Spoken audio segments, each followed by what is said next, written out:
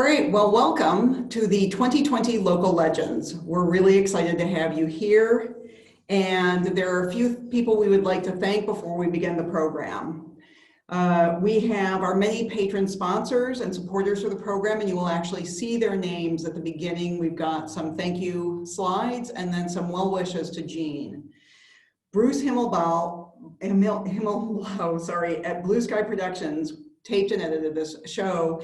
The interview itself took place a couple weeks ago with Gene, and we recorded it here so that it would be more comfortable for him for the experience. And then there will be a live Q&A at the end of the show, so you can type in the Q&A section for any questions you have at any point during the show, and then we will see them at the end. Sebastian Buffa created the first little segment on Gene's life story. He was our resident filmmaker for the History Center and a Rhodes Scholar for filmmaking. Lake Forest College Archives and Special Collections submitted the photos that you will see of Gene, along with Gene's family.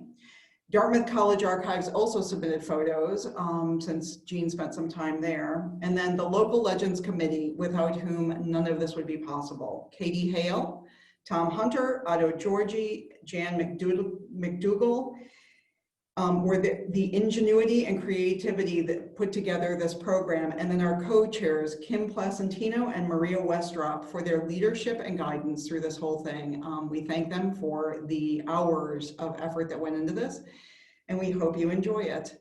All right, we will start the show, and then, as I said, in about 40 minutes, we should have Q&A and a live session with Gene. So thank you very much, and enjoy the show.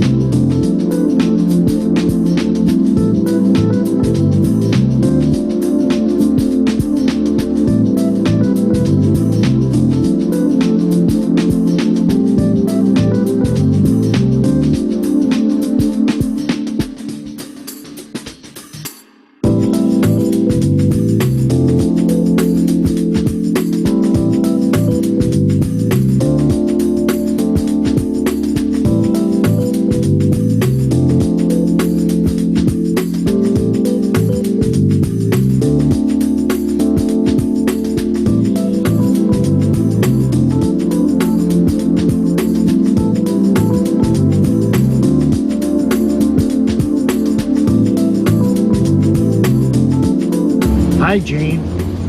What an honor to toast you on receiving this wonderful award. For years and years and years, the only thing Gene has done is give. And for you to receive this is well-deserved and something we all applaud. Congratulations, my friend. Hello, Gene. You're a master educator, you're a wonderful community volunteer, and most of all, you're a great friend to so many of us. You're a great person all around, and we're so proud of you, and you are richly deserving of the Local Legends Award. Congratulations, Gene.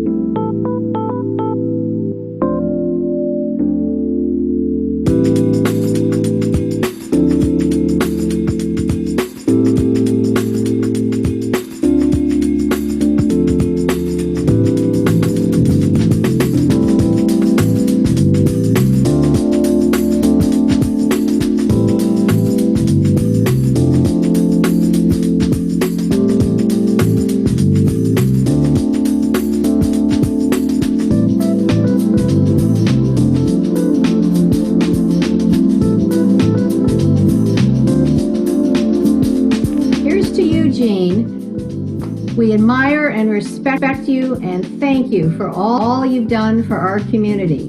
We love our bow ties. Gene, you're a pillar of the community. You've done so much for so many years. And all that have come in contact with you like you, respect you, and love you.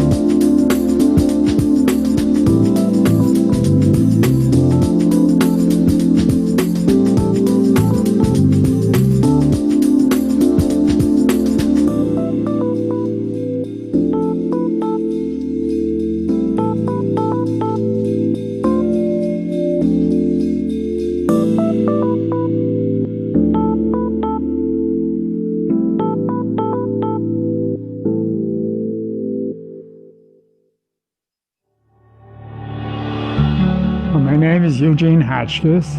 I'm President Emeritus of Lake Forest College, where I served from 1970 to 1993. Longest running president of the college's history. And starting in 1970, I called Lake Forest home. My perspective was people. And that's where I gained my enjoyment. That's what I love doing. And that's where I think I had some success. But it was a struggle. Those were tough times in the early 70s, but we got through them okay. Well, I think my proudest accomplishment was bringing us out of deep debt. I mean, if they had fought the bond issues on us, we would have been in deep trouble. The faculty morale was, I think, very good. I built my travel schedule around faculty committee meetings so that they couldn't meet without me. By God, I wanted to be present. The fun isn't out raising money. Fun is working with the faculty and the students. It was an old gym. It had one of the first indoor swimming pools in college history. And then it all burned down, and it was empty when I came. And so we redid it. And when I retired, they named it Hotchkiss Hall. Well, I want to point out that that building is named for my wife and for me, because she was such an important person. And I think that that's important. Well, my wife decided that her contribution would be to try to bring the town closer to the college. We entertained strangers. They came to the house. There was a basement dining room, and we had faculty talk to them, and we did a lot of that stuff. And it was very successful.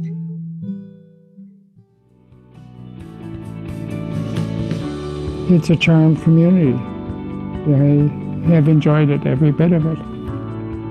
I think colleges are going to have to change. I think they're going to have to change a lot. I think that would be great fun to try to define the new, small liberal arts college in a day when liberal arts are not popular, but yet we have to train people who think, we have to train people who read. We've got to do it. So I think it would be exciting as hell to try to work on designing that new model. But I'm glad I'm not president.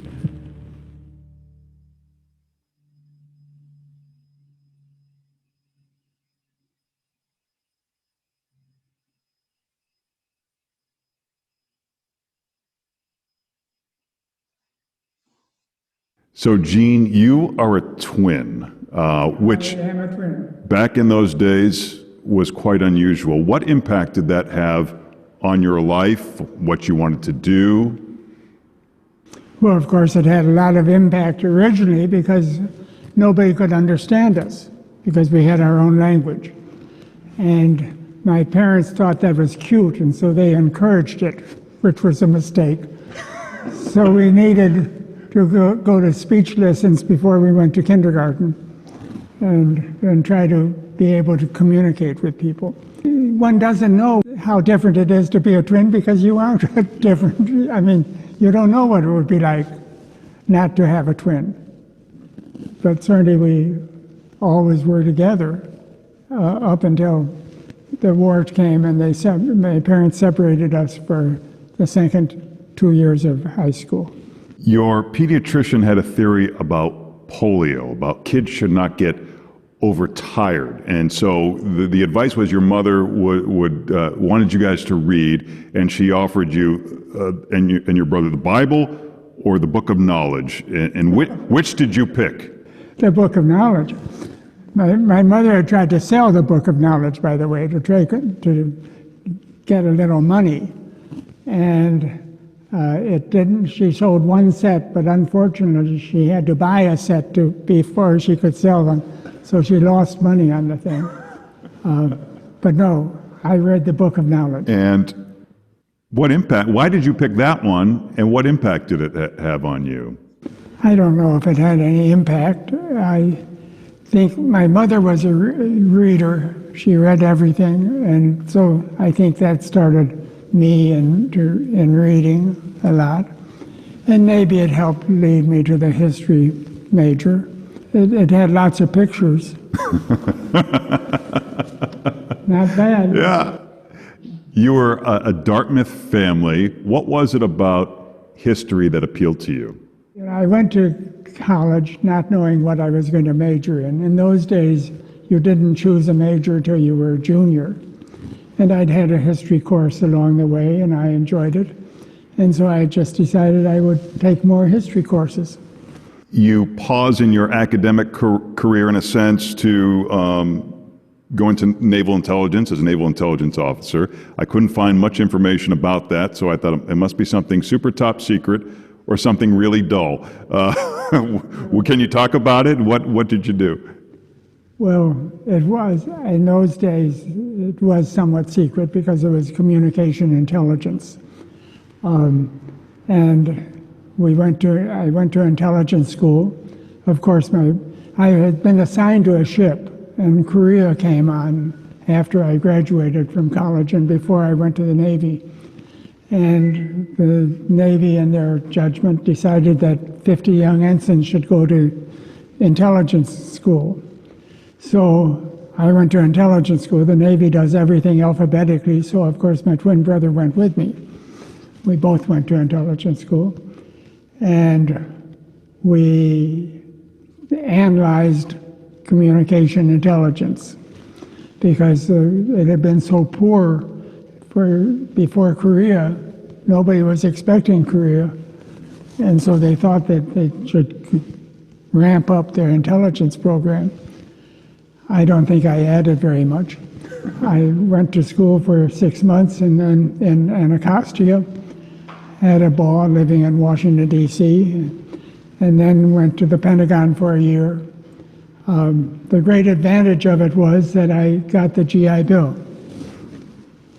After 18 months in intelligence, I went to sea, paid my dues by being on an LST, which is not a very glamorous ship. And my brother, who was then married, got assigned to Europe on his ship. His ship went to Europe. My ship went to Greenland. Big deal. You know, it wasn't very exciting. I wish that we had UMT. There I was, age 24, in command of a ship. And that really taught, I mean, that's a great learning experience. Yeah, what did it teach you? Being in command at a young age, studying intelligence, some things that most people don't ever get a chance to do. The being in command of a ship teaches you responsibility. I mean, I hadn't been responsible for anything before then, you know. And being in command of a ship, you're ultimately, and all the people on board. I came into Norfolk Harbor from 5 months at sea or something like that, and I told the crew to clear the bilges. They had to wash out the bilges, and they forgot to close the taps again, and we started going down. Well, I tell you, that's a moment that you don't forget. Yeah. You're in command of a ship and it's beginning to sink in the harbor. Oh my God, that's what you don't want. What did you do? Did you even know what to do? Yeah, I shouted. You're darn right. I shouted very loud. And you're not supposed to clear the bilges in the harbor, but we did. So you get a job as a dean at Dartmouth. I'll let you tell the story. How did you get that job? So I was getting out of the Navy. I had no idea what I was going to do. In those days, you didn't worry. If you had a college degree, you would find a way to get a job. And so I was getting out of the Navy, and I got without any idea, got a telegram from the dean at Dartmouth asking if I would like to be an assistant, one of his assistants, well, the only assistant really, to the dean. And I went up and interviewed, but it was a lousy interview because they were all busy. They didn't talk to me very much. But they offered me the job, and it paid $3,600 a year. And I thought I could live on that. And I loved to ski, and I took the job. And I got up there, and after a couple of days, the dean said to me, "You know, I think I may have hired the wrong twin." I said, "Oh," and he said, "Yeah, because you know you're responsible for fraternities in this job, Gene, and your brother was president of a fraternity, and I don't even know if you were in a fraternity."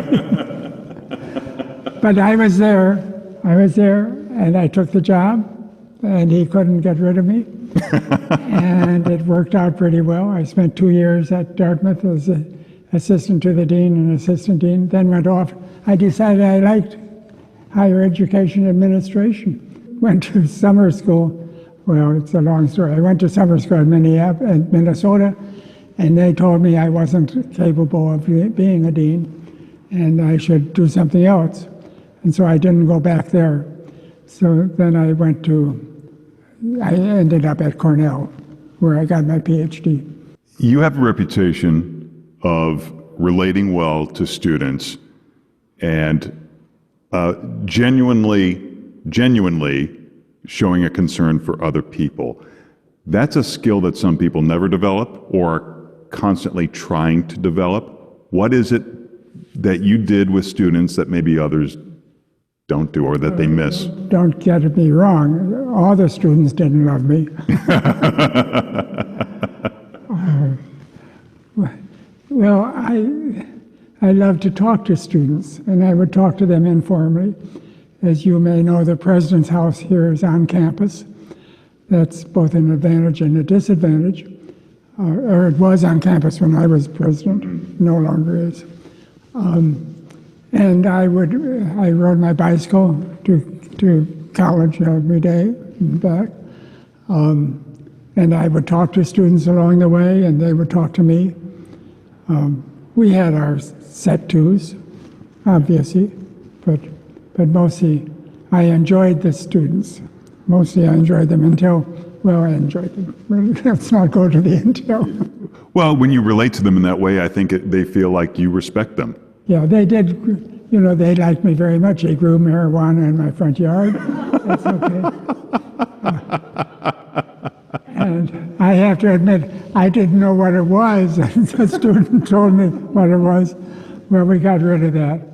But a student left pumpkins on Halloween and stuff like that. I've read that fun is an important component of that experience, and you were at Harvey Mudd College, and there were some pranks going back and forth there as well. Lots at Harvey Mudd, yeah, because, you know, they're scientists and they know how to do that kind of stuff. What did they do to you? Well, when I got, well, what did they do to me? Are you worried about the repercussions? No, mostly, they didn't do much to me. They did some stuff that made me angry with them. They locked the head of the food service in his office and he couldn't get out. You know, they moved a Volkswagen up to the second floor of a dormitory, and, you know, they did all kinds of stuff. But I had good relations with them, I think.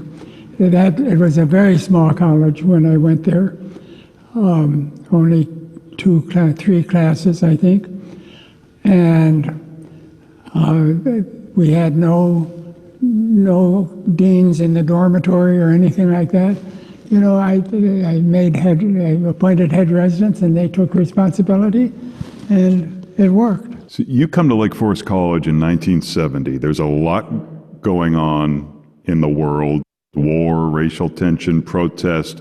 Why did you want the job, and how did you navigate through all those elements? Well, those were difficult days, and the college was in some degree of difficulty. Why did I come here? Let's start there. Because I was naive and innocent. thought it would be a good experience. Well, you grew up nearby. I grew up nearby. I knew it, and I had friends who had been here. I knew the campus. And I was offered the job by Elliot Donnelly. Well, you never knew Elliot Donnelly, but you could not say no to Elliot Donnelly. Okay, that was a given. So I took the job. There were serious racial issues the first couple years. And in those years, when first commencement I was at, I made the mistake of asking, of agreeing to the faculty recommendations for honorary degree recipients. And one of them was Jesse Jackson. And that did not go over very well with the trustees. He, by the way, did not show up, which was a different story until later on. But the students did not wear caps and gowns because in those days, the African American students had afros. And you can't wear a cap on an afro. I challenge you to try to do that. My dad had one. I can attest to it. It'd be hard to wear any hat. Can't do it. So it was, they were tough days. We had some physical problems. So at some point did you say, okay, I have to come in here and I have to rule with an iron fist, or I have to come in here and have listening sessions, or what was your strategy to get through that? Well, I can't really remember. I just worked my way through it. I had good support on the staff, and I don't know. The finances were a problem too. Finances were a very serious problem. How'd you turn that around? Well, I had to freeze all the salaries and had to raise money. No, those were very tough days.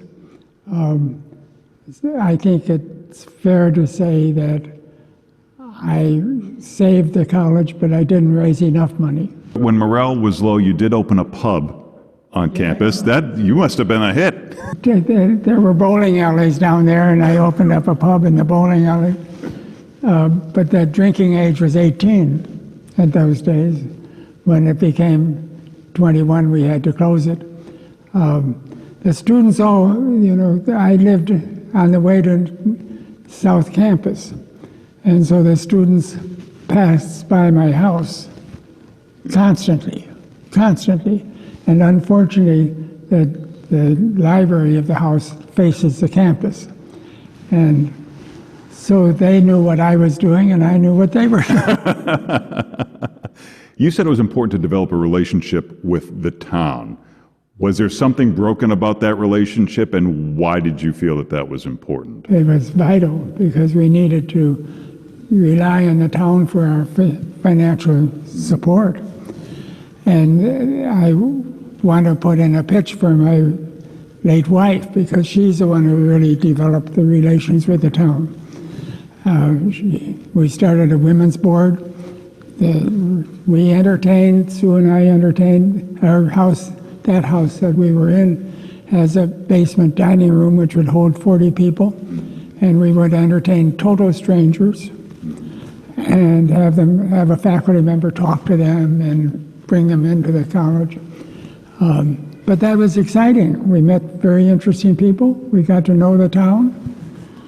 It was fun. In a town like this, in this day and age anyway, I will hear comments from parents my age who aren't big fans of liberal arts and are worried their kid goes into liberal arts, what are they going to do? Maybe they're going to teach what... I think they fail to see the value. Maybe you could articulate that. I'm obviously a liberal arts fan. I grew up in the liberal arts and I produced it here at the college. The liberal arts teach you how to think, how to write, how to read, and how to get on with people. And unfortunately, today, parents particularly want their kid to start as a freshman leading towards a career. Well, in all likelihood, he's going to change that career. In all likelihood. Now, in the old days, in my days, you took the liberal arts and then went to graduate school for your preparation for career. You went to business, you went to medicine, you went to, engineering. You did that at the graduate level, not at the undergraduate level. Now you started at the undergraduate level. It seems as though the cost of college is outpacing inflation. It doesn't even seem that way. Yeah. It is. And it's not as if professors are getting rich. No. I'm told that a lot of it has to do with administrators, and we have more administrators for whatever reason. Do you have any insight in this, and perhaps any insight into maybe an evolution where it becomes more affordable again? Well, I think it's going to have to become more affordable. I don't know how that's going to happen. I don't have the secret answer to that. It certainly is true that the administration of colleges has grown exponentially.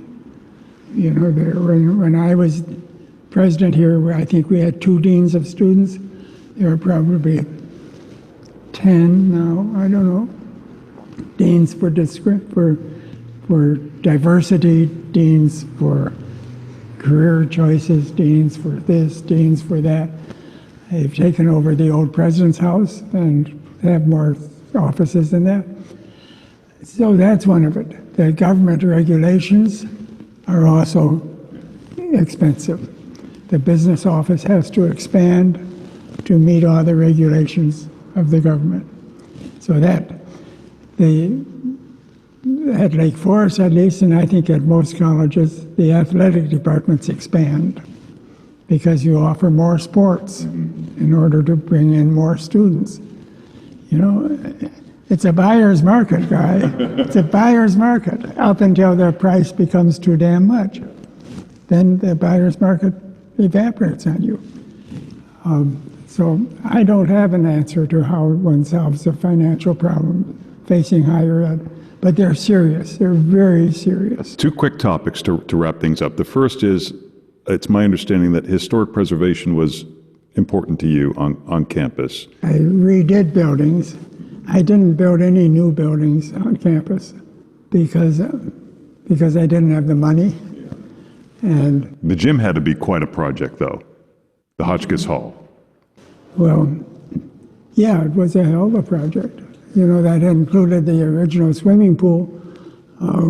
I once saw a man at his 50th reunion who said that he had swum in that pool. I said, I can't believe you swam in that pool.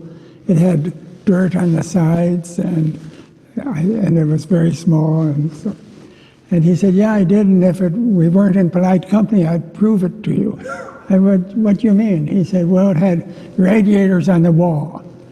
And when I jumped out of that pool, because you wanted to get out as quickly as you couldn't see the bottom, of course. I backed into this radiator, and I could show you the evidence of having swum in that pool. One of your jobs, many jobs, was to find the commencement speaker, and you have one commencement story that is legendary. I'll let you pick it up where you'd like to. You must be referring to the Dr. Seuss Dr. Seuss. story.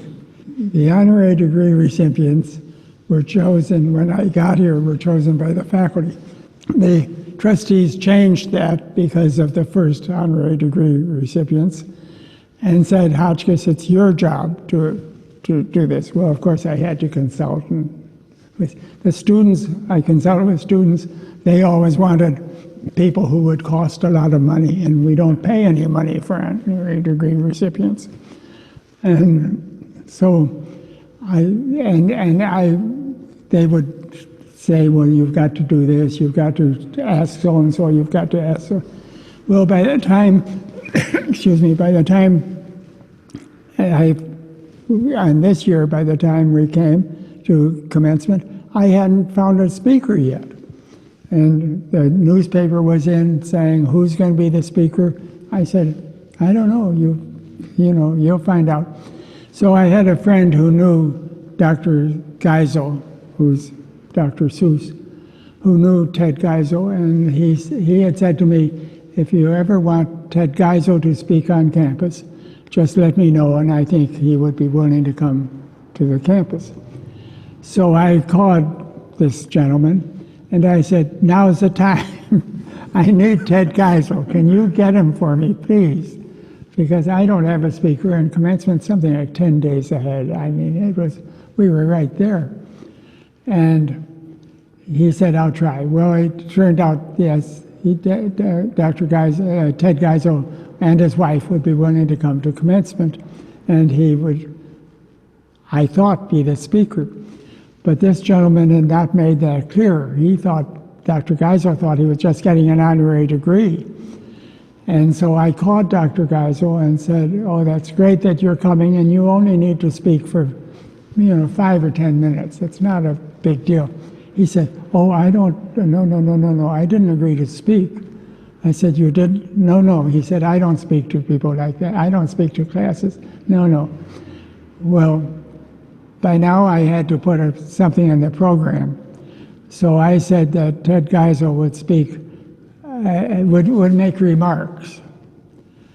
The night before we were at dinner together, we were entertaining the honorary degree recipients. And, first of all, so there was a reception, a senior reception at 4 o'clock. Well, they all wanted to meet Dr. Geisel. I kept postponing it. I was slow in doing something else. I was slow in this. And actually he arrived. Unfortunately, he saw the books that my daughter took to order for his autograph, which were brand new, and they looked brand new. Yeah. I wasn't fooling him. So I said to Ted that evening, "Well, I hope you'll be willing to say a few words." "Oh, no," he said, "I don't talk at commencements. No, no." So I went to commencement, and the time came to award him a degree, and I turned to him and said, he had the degree. I turned to him and said, not knowing whether he was going to say anything, he said, "Well," he said, "if I can get out of this bathrobe," he had the gown, and he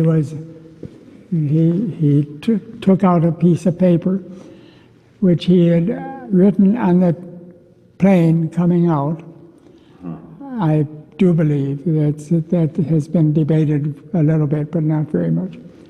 And he read the poem on my uncle Terwilliger on the art of eating popovers. And now, mind you, the faculty that day had thought, that day before at the faculty meeting, had really thought that this was proved it was the last book I ever read. Okay? But after the ceremony, they loved it because it was the shortest speech they'd ever heard. The students loved it. They thought it was just great. And so I came out of that one ahead. They witnessed a piece of history. Fortunately ahead. Yeah, and it's now in a rock by College Hall, which has his class, put it on a bronze plaque. And it's attached to this rock, and so that all the students can see it whenever they go to class. That is fantastic. Congratulations on such a distinguished career, and thank you for sharing your story with us. It's been a privilege. It's been a privilege. Larry, on behalf of the History Center of Lake Forest and Lake Bluff, I just wanted to grant you this little thank you gift and appreciation for conducting such a beautiful interview with Dr. Eugene Hotchkiss. It's my pleasure. Thank you. And Dr. Hotchkiss, congratulations on being our 11th recipient of the Local Legends for the History Center. So congratulations. Well, thank you very, very much. I'm humbled. I'm humbled. Look at that. Wow. Thank you, thank you. Very nice. It's a real privilege. It really is. I'm really honored.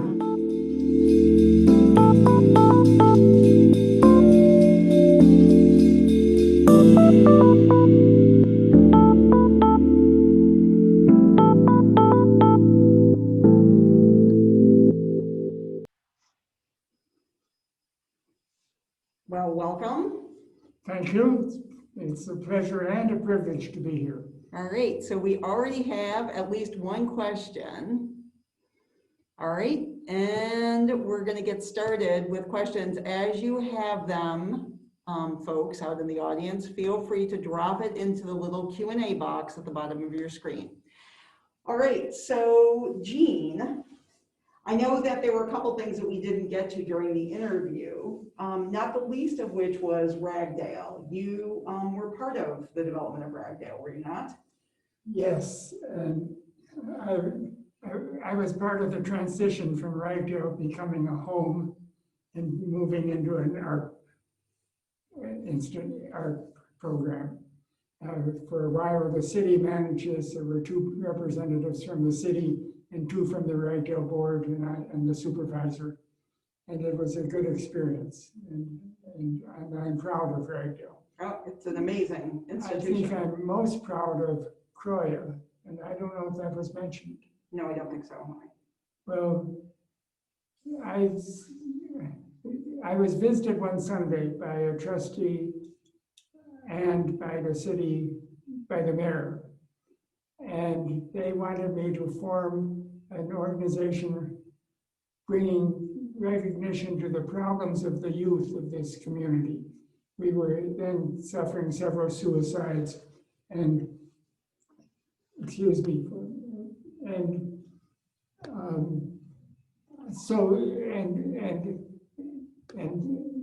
I began, I said, well, yes, I'll give it a try. I told my wife afterwards about this visit. she said, "You didn't agree to help, did you?" And I said, "Yes, I guess I did." So I began the committee representing our young adults, CROIA, which has been a great success, which brought recognition to the problems of teenagers and it has become an organization which helps them learn how to be leaders and how to lead a decent and good life. And it's been very successful. I'm very proud of CROIA. I think Margot Martino gets a lot of credit for that because she was very important in it. Very good. So one of the questions from the audience is, in the age of COVID, if you were president of the university still, how would you be managing this? How would you navigate a pandemic? Well, let me say, I think Steve Scott, the current president of the college, was very smart to decide about a month before the college would have started that there would be no on-campus programs this fall, no on-campus instructions. That's not quite right. There are 50-some students here who could not go home. There's no place for them to go. But I think he was correct to make that decision when he did. Many presidents have now made it too late, almost. But my daughter, Ellen, works for a college, Hamilton College in New York State, which brought students back, and so far they've been successful. They're testing twice a week, and it's been very successful. So I think it depends on the campus, on the location of the campus, where it's located. How would I have solved this problem? I think if I'd been smart, I think I would have followed Steve Scott's method. I think he's dead right to do it. Now they've got the issue of what happens next semester. And that's still an issue because we have not gotten hold of the COVID crisis. Mm-hmm. All right, we have we have 10 questions. All right, let's go through and see what we've got here. All right, so the college's relationship with the Lake Forest Graduate School of Management. Well, when I came, this is a brief story. When I came, we had started the School of Management. We were then running in the sense I had to sign those checks for the School of Management, the salary checks and stuff like that. It spun off, and it spun off for various reasons, most of which I guess were that it didn't seem to fit the liberal arts image at that time. And it was an all part-time faculty, and that didn't fit the image. And so it spun off, and it's become a successful school. It has a lovely campus out west. And I'm proud, I was ex officio on the board all of my service. And I think it's a good school. They've got a lot of problems too. So. All right, so then the next question is, so you were renowned for your biography writing, and you have contributed to many families' biographical histories. How did you get started in that? Got started because somebody got me involved, a partner who I became a partner with Rosalind Franklin University, and I worked on the biography of their major dean, their first dean, and watched the school proceed and succeed. And it was an exciting project. And then somebody said, well, would you write my story? And so we said, there were two of us, we said, yes, by all means, we will. And we continued. She dropped out, my partner dropped out, so I did some of them by myself. And indeed, I have one at the proofreader right now. But I think that's the last one. This was a job for my last 10, 12 years. I've done 12 of them.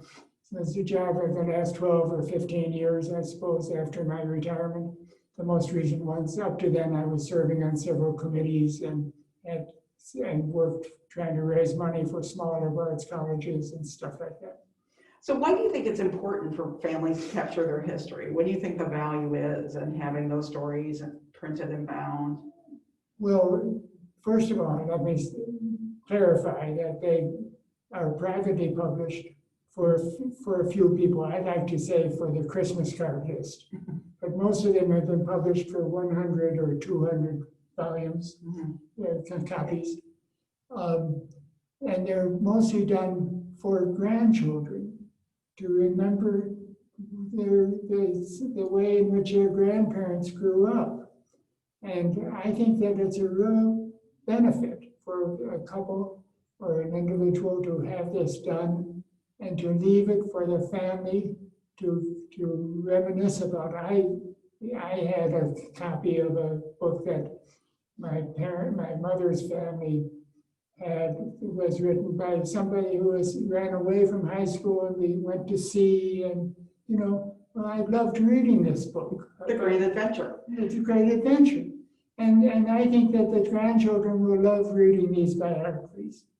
So that's why it's done. So speaking of grand adventures, you were a traveler, were you not? After retirement, yes. And so what were some of the places you went, and how did it change the way you saw the world? Well, certainly going to the Far East changed the way I saw the world. We went to Indonesia, we went to Korea, we went to Japan, we went to China. And I'm so pleased that I did it then. I mean, when we were in China, China had not developed yet. I mean, there were no high rises in China, and now it's full of high rises.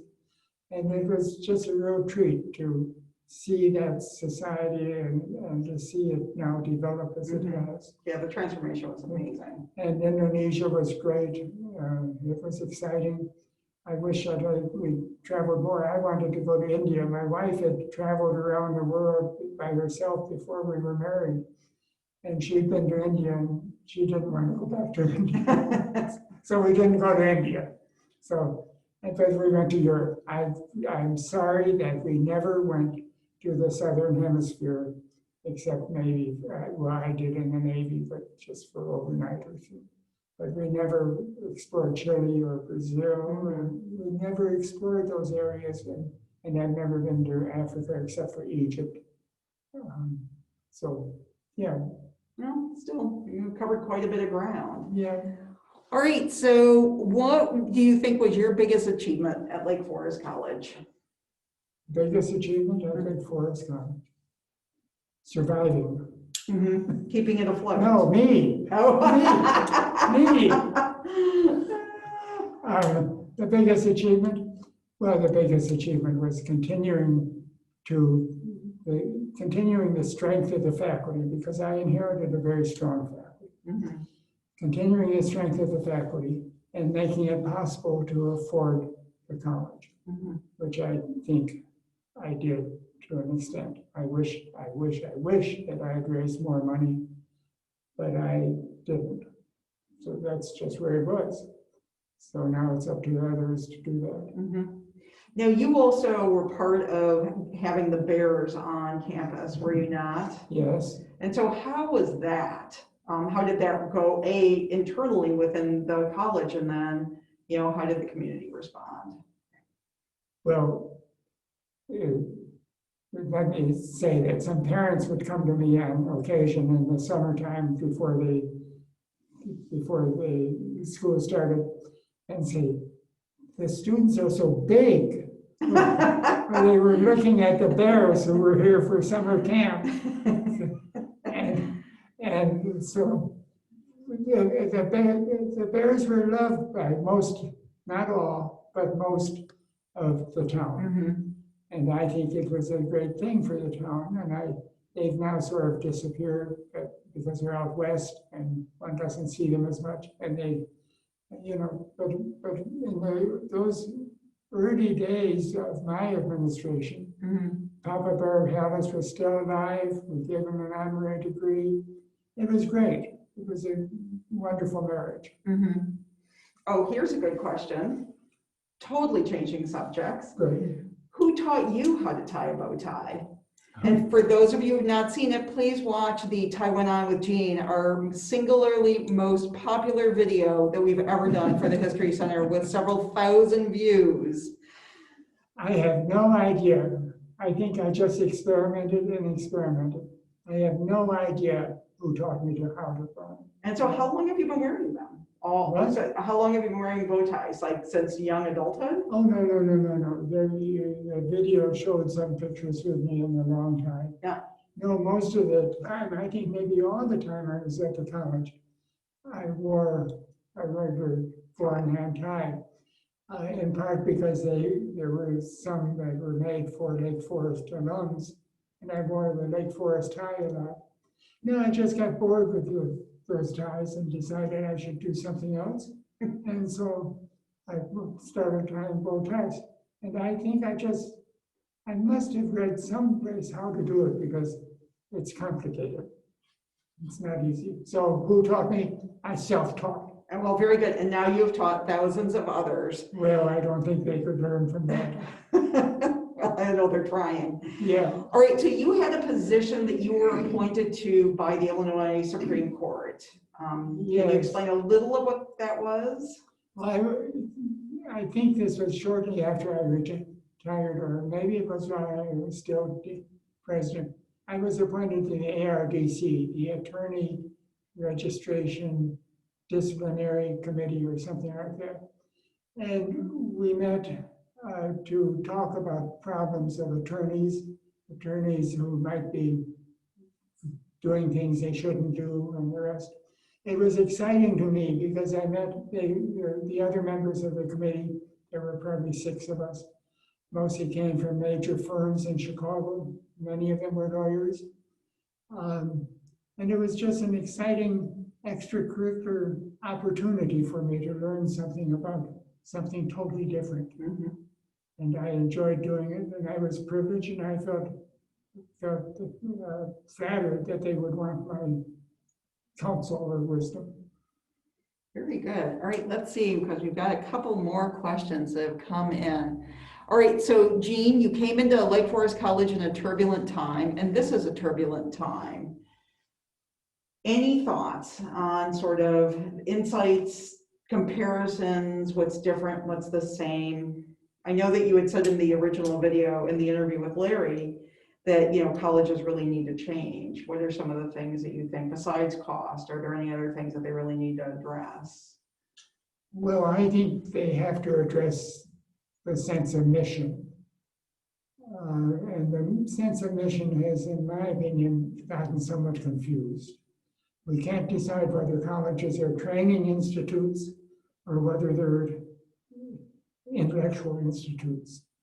We're torn, and I have to say, even to this audience, that the parents are much responsible for some of this, because the parents understandably want their children to be able to pay off the loans that they've incurred.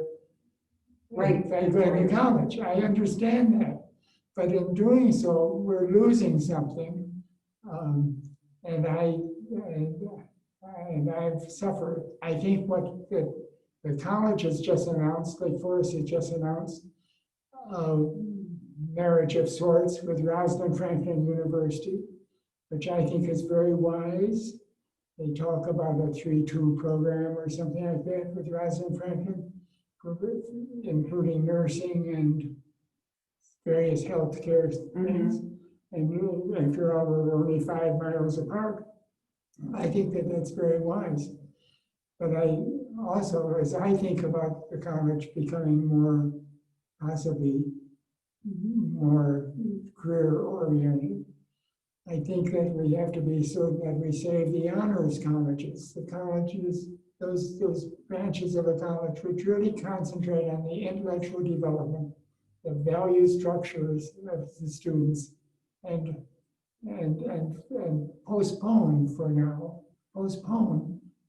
where the student's going to get his first or her first paycheck. That paycheck is going to come from different places anyways. It's not all going to come from the same places. Statistics show that people change their careers very often. So I think it would be fun to design the new college, but I would only want to do it with the help of a lot of faculty and supporters. And I think it would be a mistake for me as an individual to say, here's what the college should be. Mm-hmm. And collective. So, yeah. So, All right, one last question from the audience. Do you have anything on your bucket list you're still looking to do? Any goals, anything that you're setting forward to do in the next year? oh, you should have warned me about that. I have lots of things I would like to do, but I guess most of all, I really haven't thought about this very much. In COVID, we don't think about things that, Right head now. that we want to do. But I would love to, even at my age, I'd like to travel, as I said, to Latin America, because I haven't been there. And I would like to possibly do some more writing, although I'm holding off on more biographies right now. So what would you write if it wasn't a biography? What would you like to work on? Oh, I'd do something historical. I'd like to find a little bit of history that nobody's written on. And I would love to do the research and publish something that nobody's done. Oh, that's great. All right, one last question. So you have been on the board for the History Center for several years. What brought you to the History Center, and what do you have to say to our audience about the value of the archives, the value of the institution? Oh, well, what's happened to the History Center since I came to the History Center is incredible. I mean, here we are sitting in this lovely, lovely facility in a nice museum room, but it's much more than a facility. The archives are so wonderful. What I would like to do about the History Center is I'd like to get the word further out. I'd like to get many people to understand that this is a great resource, that even for people my age, and you know, I'm not young, even for people my age, it's exciting to walk into this place and see what you've got here, and maybe start to explore some of the archives. I just think it's a rare source, and we're lucky to have it in Lake Forest. We're very lucky because these organizations are hard to maintain, but this is a special place. Well, thank you so much, and congratulations again on being an amazing local legend. It is well deserved. You've got quite the life story, and we're very appreciative that you spent the time with us. Well, I'm very flattered that that somebody would recommend me for this position, for this honor. And it is an honor, and I accept it as an honor. And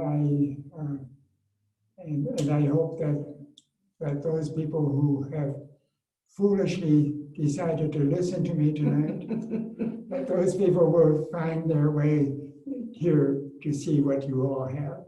Well, thank you very, very much, Carol. Thank you again. Thank you.